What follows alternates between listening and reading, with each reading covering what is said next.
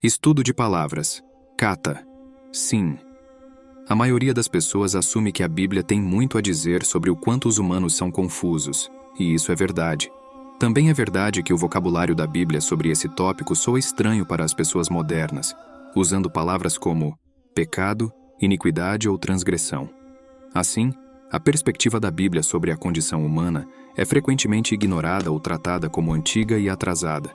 Isso é realmente lamentável, porque através dessas palavras, os autores bíblicos nos oferecem um profundo diagnóstico da natureza humana. Iniquidade descreve um comportamento torto, enquanto transgressão se refere a quebrar a confiança. Dentre estas, a palavra pecado é a palavra mais comum que aparece na Bíblia. Então, vamos nos concentrar nela por alguns minutos. Pecado traduz a palavra hebraica kata e a palavra grega hamartia.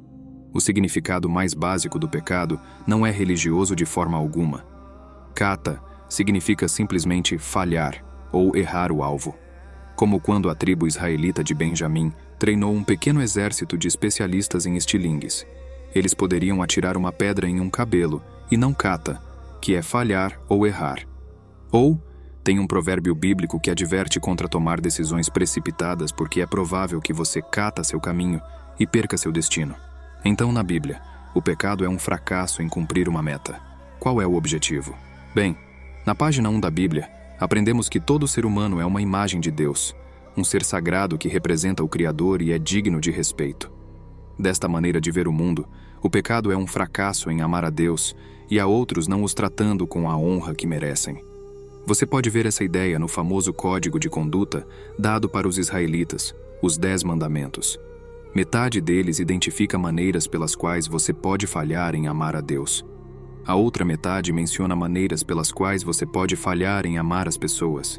O fato de que ambos os tipos de fracasso são combinados mostra que não honrar a Deus está profundamente ligado à falha em honrar as pessoas. É por isso que na Bíblia, o pecado contra as pessoas é pecado contra Deus. Como quando José se recusa a dormir com a esposa de Potifar, ele diz: "Como eu poderia pecar contra Deus?" Na mente de José, não honrar um humano feito à imagem de Deus é um fracasso em amar a Deus. Então, o pecado é uma falha em ser verdadeiramente humano. Mas tem mais. O fascinante sobre o pecado na Bíblia é que na maioria das vezes as pessoas estão falhando. Eles não sabem disso, ou pior ainda, acham que estão tendo sucesso. Como quando o faraó quer construir a economia do Egito e proteger a segurança nacional. Em sua mente, isso justifica a escravização dos israelitas. Ele acha que é bom. Ele é totalmente inconsciente de que é uma falha épica. Ou quando o rei Saul está perseguindo Davi pelo deserto tentando matá-lo, ele achava que estava levando um criminoso à justiça. Até que ele percebe que ele é o corrupto e ele diz: "Eu pequei, eu sou o fracasso." Então, o pecado é mais do que apenas fazer coisas ruins. Ele descreve como nós facilmente nos enganamos e criamos ilusões para redefinir nossas más decisões como boas. Então, por que os humanos são tão maus juízes entre fracasso moral e sucesso? A primeira aparição da palavra pecado na Bíblia oferece uma visão. Existem esses 2 irmãos, Caim e Abel. Seus pais acabaram de ceder à tentação bestial de redefinir o bem e o mal por sua própria sabedoria. Agora Caim se depara com uma escolha semelhante. Ele está com ciúmes e bravo porque Deus favoreceu seu irmão. Então Deus o avisa: "Se você não escolher o que é bom, Kata está se esgueirando na porta.